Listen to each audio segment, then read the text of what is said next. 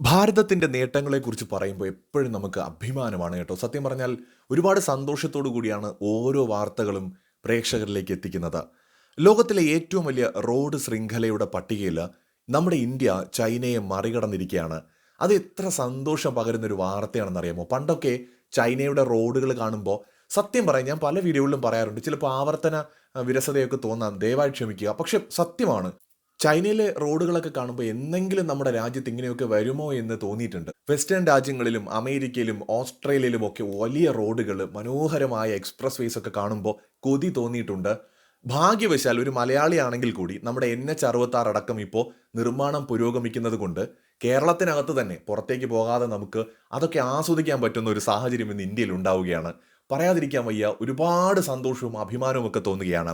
The world ranking അവരുടെ X പേജിലൂടെ പങ്കുവച്ചിരിക്കുന്ന ഏറ്റവും latest update അനുസരിച്ച് ലോകത്തെ ഏറ്റവും വലിയ റോഡ് ശൃംഖലയുള്ള രാജ്യങ്ങളുടെ പട്ടികയിൽ നമ്മുടെ ഇന്ത്യ 2ാം സ്ഥാനത്താണ്. ഒന്നാമതുള്ളതാകട്ടെ യുണൈറ്റഡ് സ്റ്റേറ്റ്സ് ഓഫ് അമേരിക്കയാണ്. ഏകദേശം 68,32,000 കിലോമീറ്ററാണ് US-ന്റെ റോഡ് ശൃംഖല എന്ന് പറയുന്നത്. എന്നാൽ നമ്മുടെ ഭാരതത്തിൻ്റെതാകട്ടെ 67 ലക്ഷം കിലോമീറ്ററാണ്. സോ നമ്മൾ അമേരിക്കയുടെ തൊട്ടടുത്തെത്തിയിരിക്കുകയാണ്. ഏതാനും വർഷങ്ങൾ കൊണ്ട് നമ്മൾ അമേരിക്കയെ മറികടന്നിട്ട് ലോകത്തിലെ ഏറ്റവും വലിയ റോഡ് നെറ്റ്വർക്കുള്ള ശൃംഖലയുള്ള രാജ്യമായിട്ട് മാറാൻ പോവുകയാണ്. ഇതിൽ പരം ഒരു ഭാരതീയന്, ഒരു ഇന്ത്യക്കാരന് സന്തോഷിക്കാൻ ഇനി എന്താണ് വേണ്ടത്? 3ാം സ്ഥാനത്താണ് ചൈന. 52 ലക്ഷം കിലോമീറ്ററാണ് അവരുടെ റോഡ് നെറ്റ്വർക്ക് എന്ന് പറയുന്നത്. 4ാം സ്ഥാനത്ത് ബ്രസീൽ 20 ലക്ഷമാണ്. സോ 3, 4, 5 സ്ഥാനത്തൊക്കെ നിൽക്കുന്നവർ ഇന്ത്യയും അമേരിക്കയെക്കാളും വളരെ പിന്നിലാണ്. എന്നാൽ അമേരിക്ക ഇന്ത്യയും തമ്മിലുള്ള വ്യത്യാസമാണെങ്കിൽ വളരെ അടുത്തുമാണ്. അതായത് വരും വർഷങ്ങളിൽ ഒരുപക്ഷെ 2 3 വർഷം കൊണ്ട് ഇന്ത്യ അമേരിക്കയെ മറികടന്ന് ലോകത്തിലെ ഏറ്റവും കൂടുതൽ റോഡ് നെറ്റ്വർക്കുള്ള രാജ്യമായിട്ട് മാറുകയാണ്. നോക്കൂ, 2010 മുമ്പ് ഇത് ചിന്തിക്കാൻ പോലും പറ്റില്ലെന്നേ. നമ്മൾ ഇന്ത്യ എന്നെങ്കിലും ഈ പട്ടികയിൽ ഇത്രയും ഉയർന്ന സ്ഥാനത്തേക്ക് എത്തുമെന്നൊന്നും നമുക്ക് ചിന്തിക്കാൻ പറ്റില്ല. കാരണം അത്തരത്തിലുള്ള ഇൻഫ്രാസ്ട്രക്ചർ ഡെവലപ്മെന്റ്സ് ഒന്നും അന്ന് ഇന്ത്യയിൽ വേണ്ട വിധത്തിൽ ഉണ്ടായിരുന്നു.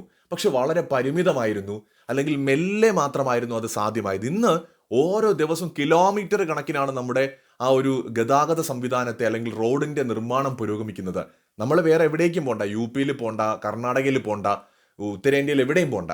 നമ്മൾ നാഷണൽ ഹൈവേ NH-66 ഇറങ്ങി നോക്കാം. ഞാൻ കഴിഞ്ഞ ദിവസവും അവിടെ സഞ്ചരിച്ച ഒരാളാണ്. തിരുവനന്തപുരം മുതൽ ഏതാണ്ട് കോഴിക്കോട് വരെ സഞ്ചരിച്ചതാണ്.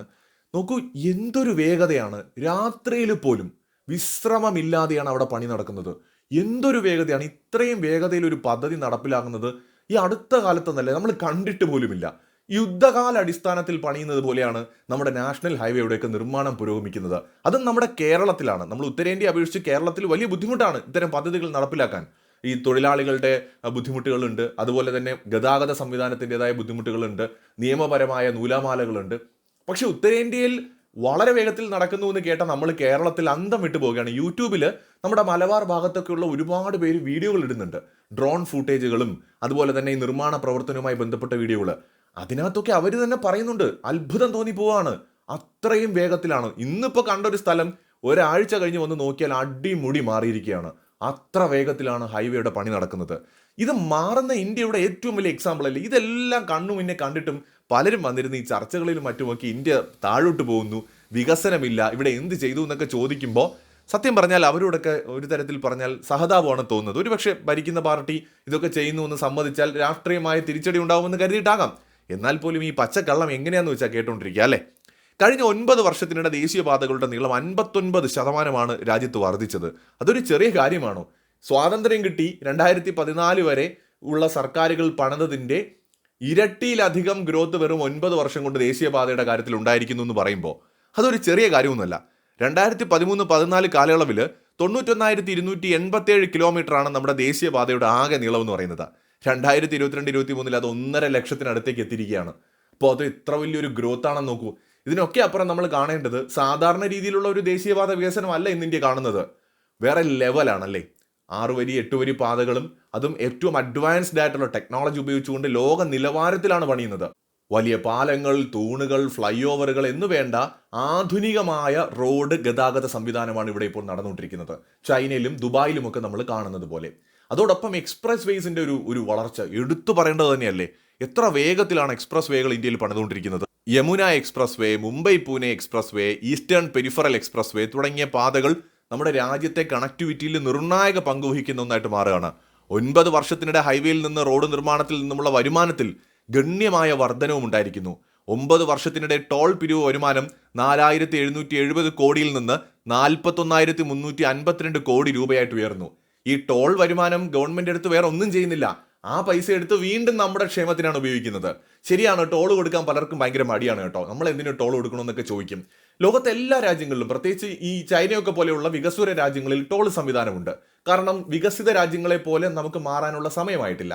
വികസിത രാജ്യത്തിലേക്കുള്ള ഒരു യാത്രയുടെ ഒരു ഘട്ടത്തിൽ നമുക്ക് ഇതുപോലെ ടോളൊക്കെ കൊടുക്കേണ്ടി വരും. സമ്പൂർണ്ണമായി വികസിതമായ പല രാജ്യങ്ങളിലും അതിന്റെ ആവശ്യം പിന്നീടില്ല. ചില രാജ്യങ്ങളിൽ ഇപ്പോഴും ഉണ്ട് താനും.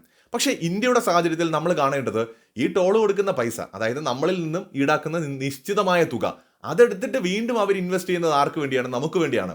റോഡ് ഗതാഗതത്തിലോ മറ്റേതെങ്കിലും റിലേറ്റഡ് ആയിട്ടുള്ള കാര്യങ്ങൾക്കോ വേണ്ടിയിട്ട് ജനക്ഷേമത്തിനാണ് ഈ പണം വീണ്ടും ഉപയോഗിക്കുന്നത്. അപ്പം നമ്മൾ ഈ 50 രൂപ അല്ലെങ്കിൽ 40 രൂപ ടോൾ കൊടുത്തുവെങ്കിൽ, അല്ലെങ്കിൽ 70 രൂപ ടോൾ കൊടുത്തുവെങ്കിൽ ആ പണം നമുക്ക് നഷ്ടപ്പെടുന്നില്ല. ആ പണം വീണ്ടും നമ്മുടെ തന്നെ ക്ഷേമത്തിന് വേണ്ടി റീഇൻവെസ്റ്റ് ചെയ്യുകയാണ് ഗവൺമെന്റ് ചെയ്യുന്നത്. സോ ഈ വിധത്തിൽ വളരെ ചിട്ടയായ ഒരു പ്രവർത്തനത്തിലൂടെയാണ് രാജ്യം മുന്നോട്ട് പോകുന്നത്. ഈ അധികാരത്തിൽ വന്നപ്പോൾ തന്നെ നരേന്ദ്രമോദി ഗവൺമെന്റ് ഏറ്റവും കൂടുതൽ പ്രാധാന്യം കൊടുത്തത് റോഡ് വികസനത്തിനാണ്. നിതിൻ ഗഡ്കരിയെ പോലെ അതുല്യനായ ഒരു പ്രതിഭയെ തന്നെ അതിലേക്ക് കൊണ്ടുവന്നു. ഗതാഗത വകുപ്പ് ഏറ്റെടുത്ത നിതിൻ ഗഡ്കരി റെക്കോർഡുകളാണ് സൃഷ്ടിക്കുന്നത്. ഇന്ത്യയുടെ ചരിത്രത്തിലെ തന്നെ ഏറ്റവും മികച്ച ഗതാഗത മന്ത്രിയായിട്ട് അദ്ദേഹം മാറുകയാണ്.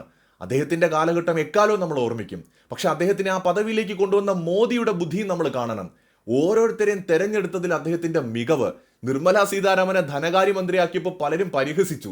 പക്ഷെ മികച്ചൊരു ധനകാര്യമന്ത്രിയാണെന്ന് അവർ ഓരോ ദിവസവും തെളിയിച്ചുകൊണ്ടിരിക്കുകയാണ്. പീയൂഷ് ഗോയലിനെ പോലെ അല്ലെങ്കിൽ ജ്യോതിരാദിത്യ സിന്ധ്യയെ പോലെ മികച്ചതും പ്രതിഭാശാലികളുമായിട്ടുള്ള മന്ത്രിമാരെ നിയമിക്കാനും ഓരോരുത്തർക്കും അവരുടെ ടാലന്റ് പ്രൂവ് ചെയ്യാൻ പറ്റുന്ന വകുപ്പുകൾ നൽകാനും പ്രധാനമന്ത്രിക്ക് സാധിച്ചു എന്നത് അദ്ദേഹത്തിന്റെ മികച്ച കഴിവിന്റെ ഉദാഹരണമാണ്.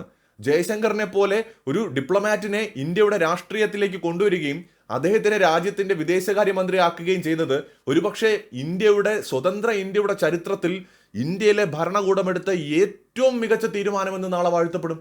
അപ്പോൾ ഈ വിധത്തിൽ രാജ്യത്ത് ഓരോ പ്രധാന മേഖലയിലും ഗ്രോത്ത് നടക്കുകയാണ്. അതിൻ്റെയൊക്കെ റിട്ടേൺ ജസ്റ്റ് കിട്ടി തുടങ്ങിയിട്ടേ ഉള്ളൂ. നമ്മൾ മനസ്സിലാക്കേണ്ടത് ഇത് ഒരു ലോങ് പ്രോസസ്സാണ്.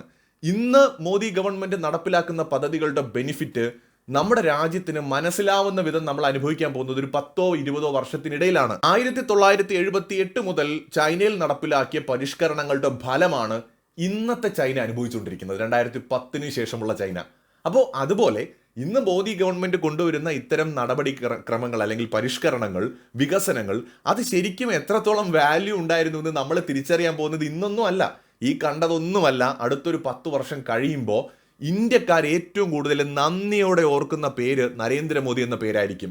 ഏറ്റവും ബഹുമാനിക്കുന്ന, റെസ്പെക്ട് ചെയ്യുന്ന പേര് മോദിയുടേതായിരിക്കും. കാരണം അത്രയും വലിയ പ്രവർത്തനങ്ങളാണ് മോദി ചെയ്തുകൊണ്ടിരിക്കുന്നത്. അടിത്തറയാണ് ലെവൽ ചെയ്തുകൊണ്ടിരിക്കുന്നത്. ഏതൊരു കെട്ടിടത്തിൻ്റെ പ്രധാനം എന്ന് പറയുന്നത് ഏറ്റവും ഉയരത്തിലുള്ള ഇൻവെസ്റ്റ്മെൻ്റ് അല്ല, അതിൻ്റെ അടിത്തറയാണ്. അടിത്തറ സ്ട്രോങ് ആണെങ്കിൽ അതിൻ്റെ മുകളിൽ നമുക്ക് വലിയ നിലകൾ കെട്ടിപ്പോക്കാം. അതുപോലെ ഭാരതത്തിൻ്റെ അടിത്തറയാണ് നരേന്ദ്രമോദി ഇപ്പോൾ സ്ട്രോങ് ആക്കിക്കൊണ്ടിരിക്കുന്നത്, അതും ഏറ്റവും മികച്ച രീതിയിൽ. അത്രയും സ്ട്രോങ് ആയിട്ട് മോഡി കെട്ടിയ ഈ അടിത്തറയുടെ മുകളിൽ ഇനി വരുന്ന പ്രധാനമന്ത്രിമാർക്ക് എത്ര ഉയരത്തിലേക്ക് വേണമെങ്കിലും ബിൽഡിംഗ് കെട്ടാം. 100 നിലയോ 10,000 നിലയോ വേണമെങ്കിലും കെട്ടാം.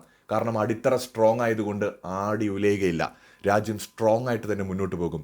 സോ നരേന്ദ്രമോദിയുടെ നേതൃത്വത്തിലുള്ള ഭരണകൂടത്തിന് ഒരുപാട് നന്ദി പറയാണ്. കാരണം ഈ ഒരു പട്ടിക വളരെയധികം എന്നെ ആകർഷിച്ചു.